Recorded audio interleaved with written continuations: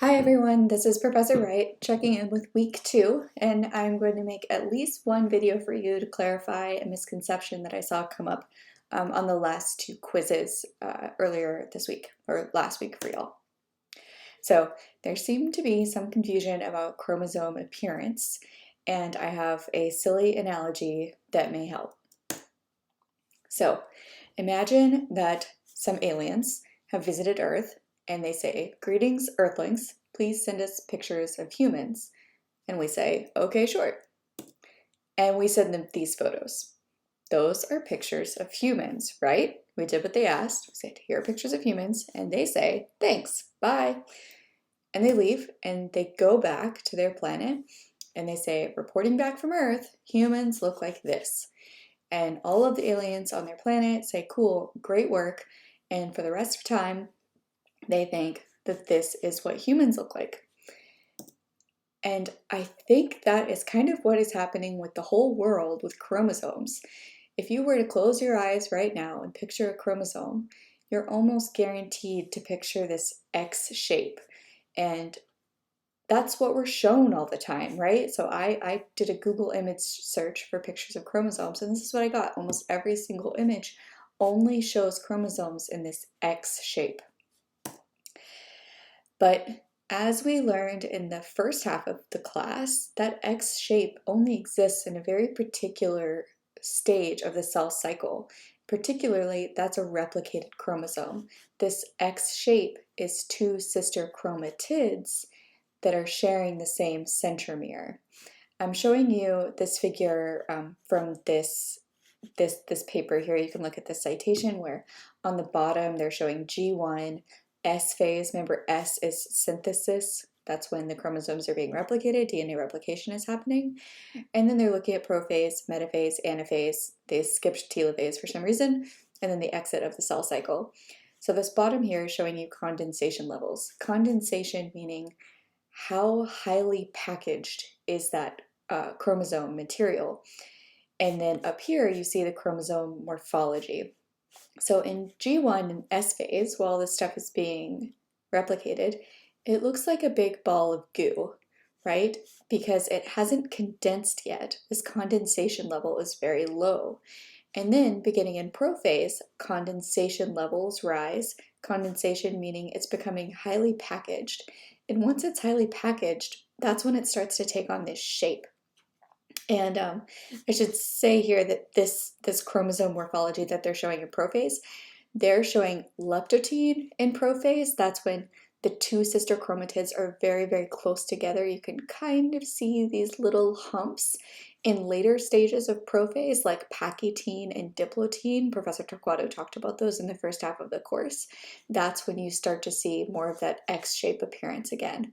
And then they definitely have the X-shape appearance at metaphase when those chromosomes are lining up in the center of the cell to prepare for anaphase when they are pulled back to separate poles to prepare for cell division. So again, there are lots of different ways that a chromosome can appear. For some reason, we're only ever shown this one, and that's why when we close our eyes and we picture a chromosome, this is the one that appears in our head. So yeah, that's what we always see. And I'm making this analogy to if we had only shown the aliens these types of images of humans. And you can see where that's kind of problematic. If this is the image of a human that I had in my head, then I have some real misconceptions about the biology of humans, right? If I thought that we were always like this. So let's bring it back to the chromosome. And one of those misconceptions would be with the number of genes that you would find in an organism. So again, this X shape that I'm showing here, I'm looking at this dark purple chromosome in the middle. Those are 2 sister chromatids bound at the centromere, and these are genetically identical to each other, barring any spontaneous mutations that occur during DNA replication. So that means that if there's one gene right here where my laser pointer is, then that identical gene is going to be over here. So when I'm looking at this one chromosome, there are actually 2 copies of the gene. But that's not true throughout the life of a cell. That's only at this one particular stage of the life of the cell is that copy number, or those 2 copies of the gene, going to be there. That's like saying that in this image of a human, I think this is when Beyonce was actually pregnant with twins. So I see this one human here, but there are actually 3 humans in this picture, right? And that's, so if this is all I knew, then I would say, oh, every human that looks like this is actually 3 humans big, right? No, she happens to be 3 humans big in this photo, but she's usually not. So that's the first thing that gets confusing, is the number of genes that we're seeing. The second thing that's confusing is that when we see this highly condensed, highly packaged chromosomes, and we're thinking about chromosomes always being in that shape, it's really bad for our understanding of biology, because cells do more than just divide. Just like these nice ladies do more than just be pregnant, right? There are other things in their life that they do that, while I'm sure Serena Williams, even when she was 9 months pregnant, could absolutely destroy me on a tennis court, she wasn't, playing professional tournaments when she was 9 months pregnant. She physically couldn't. Her biology wasn't letting her do that. Well, it's the same with chromosomes. When they're at the specific stage of their life, when they're reproducing, when they're making copies of themselves, they're largely inactive. And that's because they're physically bound up. For a chromosome to be active, RNA polymerase, the proteins and enzymes responsible for making RNA, need to physically access the DNA. So here, RNA polymerase is this blue thing, DNA is the blue and red strands, and you can see here that the enzyme has to physically get in there, pull those strands of DNA apart, and then start making RNA, here shown in pink. And if the chromosomes are all highly packaged like this, that protein physically cannot get in there to access the DNA.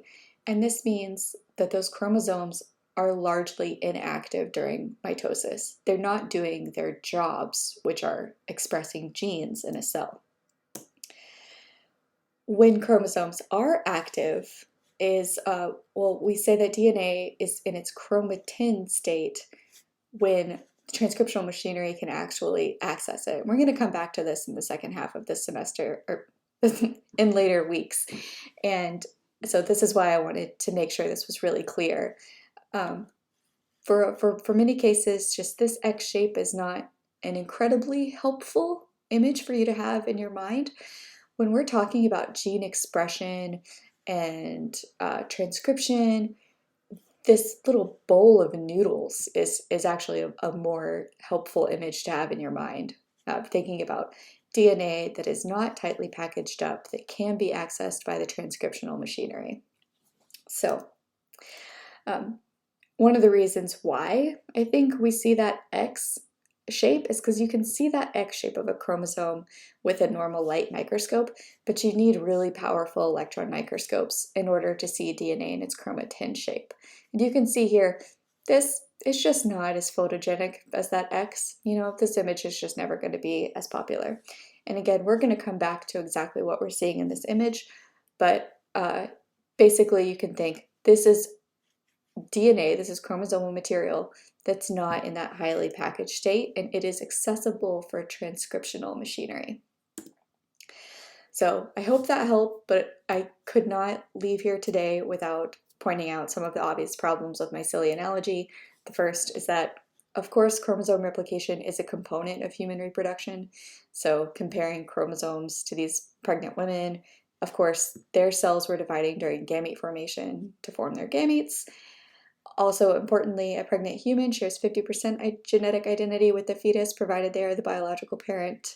And of course, 2 sister chromatids are identical. They share 100% genetic identity, except for spontaneous mutations.